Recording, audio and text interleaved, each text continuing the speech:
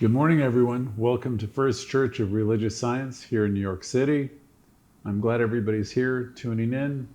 I can see it's a big Zoom call. Welcome. Welcome to everyone on Zoom. And I'd like to do a special welcome to everyone who's joining us on Facebook, X, Spotify, YouTube, any and all of the programs. Any of you who are observing and listening this afternoon, this evening, and throughout the week. Thank you for all your comments, all your messages. We get them all. We love hearing from you. As a reminder, we meet here 3 times a week, Sunday, as you know, and Thursday and Wednesday. Wednesday, Jimmy does a creative living series. That's James Nawali here, our practitioner. And then Thursday, I facilitate our Louise self-healing class at 7 o'clock. All of our activities are offered without charge. If you'd like to support our work in the chat rooms, you'll notice that there are support options. So please do whatever you can do. There's no charge to be here, though. So the big thing is you're here, you're listening, and hopefully you're learning. So without further ado, let's get into today's lesson, which is called Rise and Thrive. So we want to begin a little guided process this morning to get us in the right place for the lesson. Let's begin by taking a moment to quiet our minds a little, to center ourselves in the presence of the universe. I'm invoking Louise now, where she would say, deep in the center of my being is this infinite well of creativity and love. So let's center ourselves and bring ourselves to that place. You might close your eyes and take a deep, slow breath in and exhale fully. With each incoming breath, allow yourself to release any tension and any stress. Let's simply let any of that go. Let it all go. Now, visualize a soft light, a golden light surrounding you, representing the infinite energy of the universe. As you breathe again, as you breathe in, imagine this golden light filling every cell of your body, energizing you with a deep sense of peace and well-being. Feel this light in your heart center. Notice that it's warm, expansive, and radiant. Now I'd like you to imagine stretching forth your hand toward the light, into this light. Reaching forward for your deepest desires, reaching into the light, into your dreams, or even the next step in your journey. Imagine yourself doing this. See yourself grasping that vision and now bringing it close to you. As you look at this vision, as you hold this vision, feel the loving support of the universe guiding you, wooing you, filling you with strength and more confidence.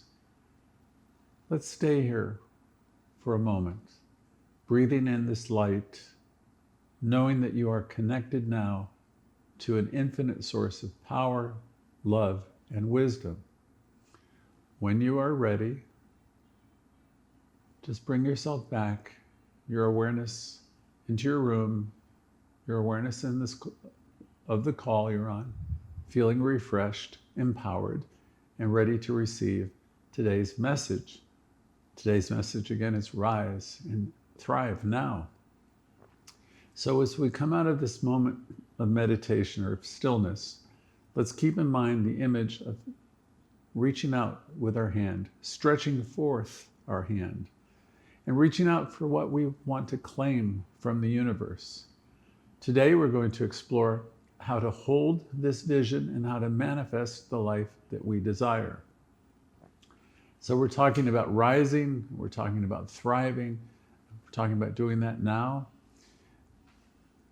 From the Bible, there's a line, it's about reaching out and stretching forth the hand. And that's more than a biblical reference. It's a metaphor of taking inspired action and claiming what is already available to you. We stretch forth our hand towards life. We stretch our hand toward the life that we want, knowing that that energy of the universe flows through us. We are one with it. Many people, though, are stuck because they're afraid to take that next step.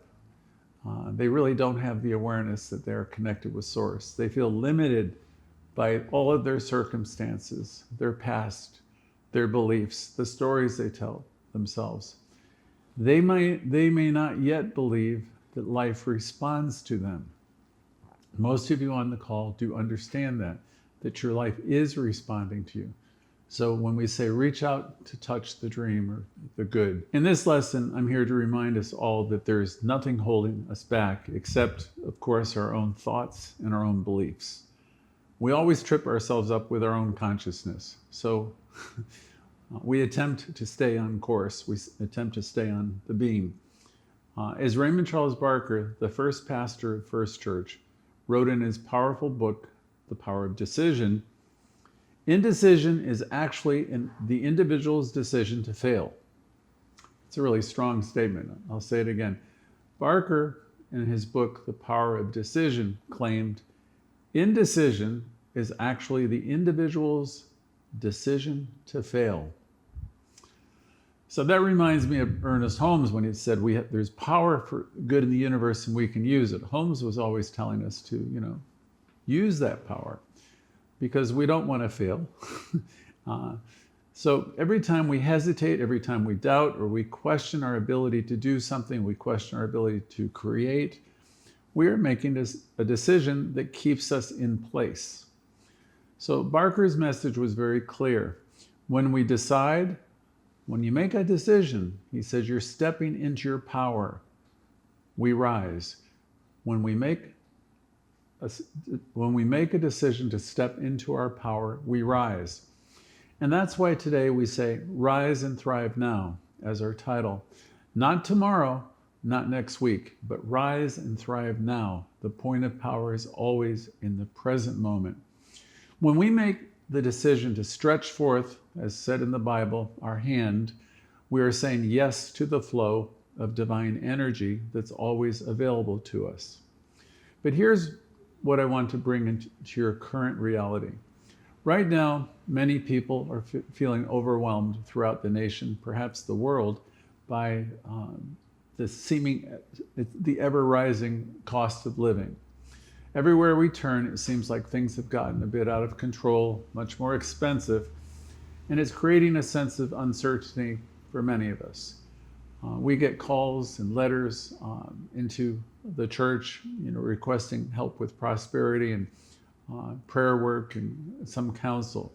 And I understand that this is a real concern for many of you on the call. We're living in a time where economic pressures are on the rise and just about everybody can feel it. And most everybody I know is doing their best to keep up with it. So we acknowledge it. But here's a point that I'd like to share with you from a metaphysical perspective. None of us, not a single one of us, are limited by the outer conditions of the world itself. The power we talk about, our power, is not in what's happening outside of us. When we talk about power, we're talking about how we respond to those conditions. This is where Barker's words come in again. Raymond Charles Barker often reminded us that by saying, I have a rich father. You'd hear him say it many times in his Sunday talks. And he wasn't talking about a male figure. He was talking about his father being the limitless abundance of the universe. So he would say, you must learn to put a demand on consciousness. And that might be a phrase that some of you may have not heard before. When you're putting a demand on consciousness, it's like saying, I know and I know that I know that I'm supplied and supported. It's because you're realizing that you're one with Source. You're one with this limitless energy that you are part of. So you put a demand on consciousness. You might not, in these days, say, I have a rich father. You might say, I'm one with the rich, loving Source. It's in me, operating through me. That kind of demand comes in the form of faith. You know that you're supplied and supported. And if you have that kind of faith, Good will always open up to you because the universe is going to respond to your knowing that you are supplied and supported. When we trust in the power of the divine, when we trust in that presence within, we tap into it because it's there, it's within us, and it has no choice but to respond to us. We tap into a source of wealth and possibility that's beyond anything that we can see in the world of complaints, in the outer world. We rise and we thrive not because the world is easy, but because we recognize that we are connected to the infinite. I'll say that again. We rise and we thrive not because the world is easy. We rise and we thrive because we recognize that we are connected to the infinite. Ideas will definitely come to us when we're open to new ideas. See, sometimes we block it. People try to give you a new idea. You might even think of a new idea yourself, and you'll cancel it out yourself or you'll doubt yourself. And so we really want to work on being more open and receptive in that way. So this brings me to another point. Some of the greatest breakthroughs have happened in the times of the greatest challenges. When we're pushed outside of our comfort zone, we start to get creative. When we become forced to think creatively, we become forced to innovate and to stretch ourselves beyond what we thought ever could be, beyond what we thought was possible. Many of us in our lifetimes have changed jobs or careers. We've started new projects right during times like these that we're going through now, knowing that we're supplied and supported. When we know we're supplied and supported, the universe, in fact, brings us opportunities. One of my minister friends would say, life gives clues. And what she meant by that is when you know you're supplied and supported, you'll start to notice different openings, ideas, or opportunities that you might take advantage of. I have 2 or 3 examples of this, but one comes to mind because it was during a very tough economic time, much like what we're going through now. I'm sure everybody in the call has heard of this. It's a business. It's called the Airbnb. And that goes back to 2008 when we were going through a severe financial crisis nationwide. A lot of us lived through it. That was the time where the banks were failing. You might remember Too Big to Fail. During that time, there were 2 designers who were struggling to make their rent, right? And what they decided to do was rent out their living room to visitors.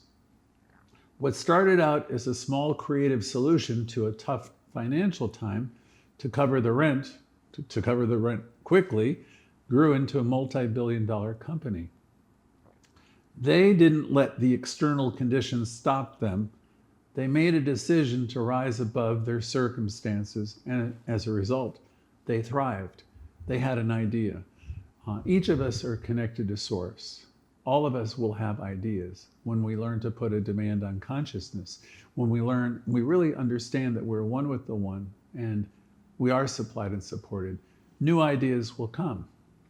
None of us really know what we can do until we start partnering with Spirit.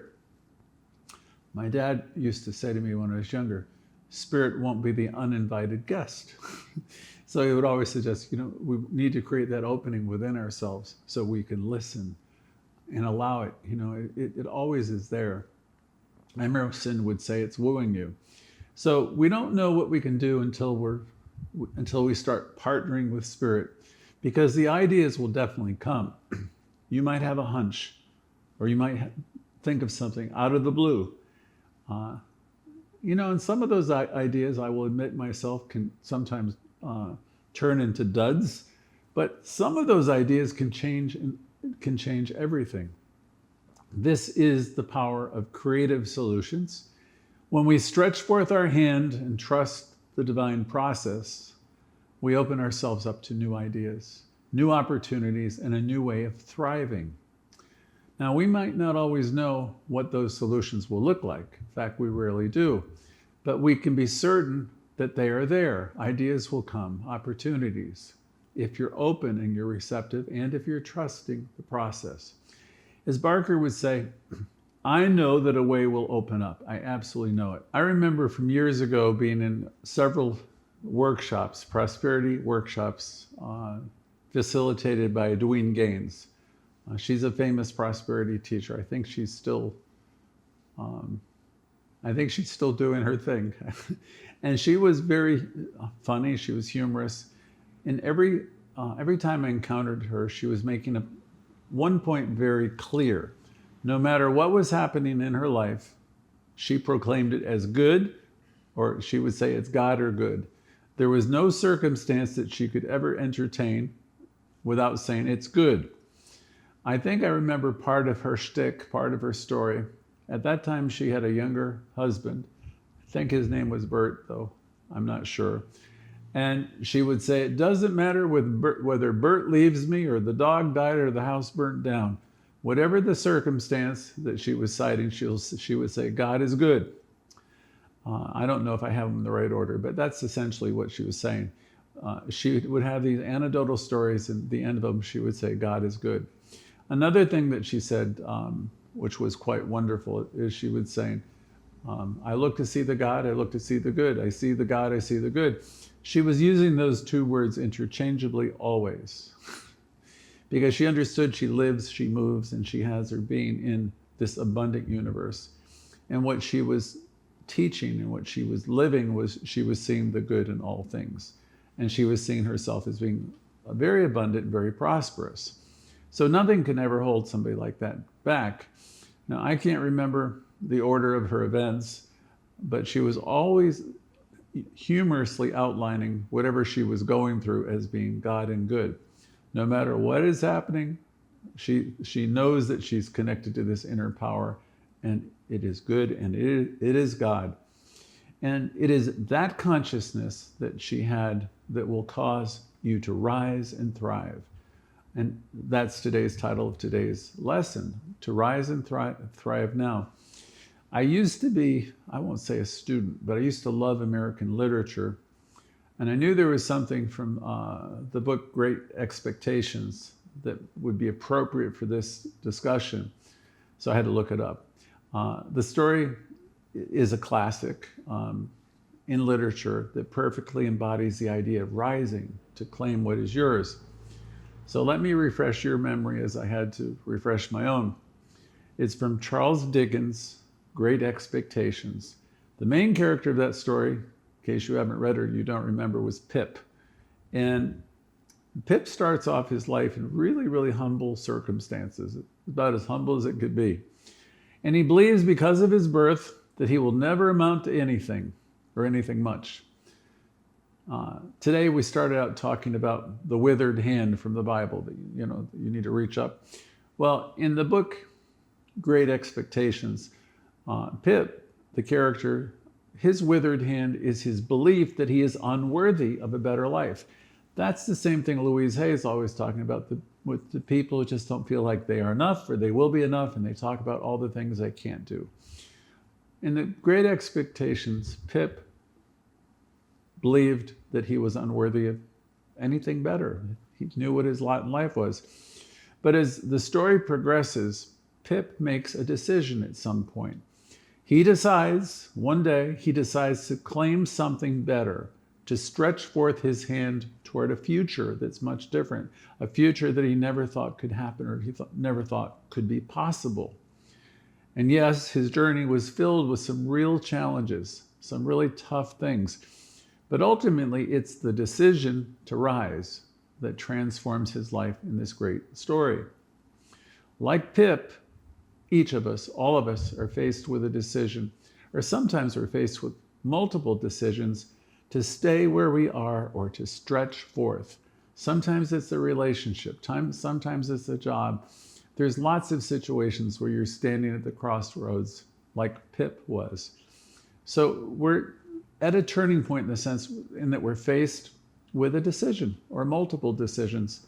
Again, to stay put or to stretch forth our hand and thrive. We're not bound by the limitations of the past. We're not bound by our circumstances. One of the things I love about Science of Mind is when I learned this phrase, It comes from Ernest Holmes, which is principle, divine principle, is not bound by precedent. So it doesn't mean if you've failed 100 times or if you've, failed miserably at this, that, or the other thing. This divine principle is not bound by anything that's ever happened before. This divine principle we teach you is something you can absolutely depend upon. It's not bound by anything from before. I know as you tune in here every week to the lessons, and some of you are listening, all throughout the week, many hundreds of you listen. I know as you tune in here every week, many of you are now beginning to realize that you're one with this one energy. You realize that you are the one you've been waiting for, meaning you're the one who has this information. You're the one who can change your life, heal your life. Once you realize that you have this fire, this power, this energy within you, and it's connected to the energy of life, it's the single greatest discovery of life. It's been called the best kept secret of the ages. When you finally get that, and you realize you are a part of it and it responds to you, and when you finally internalize it, when you recognize this power, this presence is in you, operating through you, then you truly understand that it's a part of you. Once you have that confidence and you knowing who you are, we can rise beyond any limitation. So one of the key principles in science of mind is trusting the process of life. Louise Hay says it 100 times in different ways.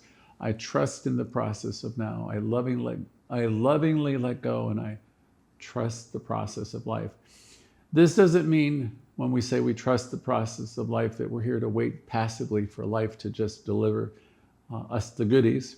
It doesn't mean that we're here waiting on the Lord, as people used to say years ago. It means that we are actively participating in the unfolding of our good. Trusting in the process of life means that we are active participants, and it means we're actively participating in the unfolding of our good. Part of it is we do it in consciousness because we maintain positive expectancy. Just like Edwina Gaines, I'm here to see the God and the good and the God. That's what metaphysicians do. We're really not about the problem. We're not here to be complaining. We're here to see ourselves as supplied and supported. We're here to know that the kingdom is at hand. It's in us, operating through us. And whatever is happening, every encounter we know is a divine encounter. We understand that people are doing the best they can at all times with the consciousness they have. And they're learning, they're growing. They will do more, and so will we. Deepak Chopra will say it a different way, and he says it beautifully. The universe, he said, has no fixed agenda. Once you make any decision, it works around that decision. So he speaks of the same power that Ernest Holmes was talking about. The universe has no fixed agenda. Once you make any decision, it works around that decision. That's your executive power that Ernest Holmes speaks of. Chopra also said the universe has great organizing power. Once you make a powerful decision and you stay with it, the moment you decide to rise, the universe starts rearranging itself to support you. Again, the moment you decide, the power of your decision to rise, the universe starts rearranging itself to support you. But the key is you must decide. It's up to you.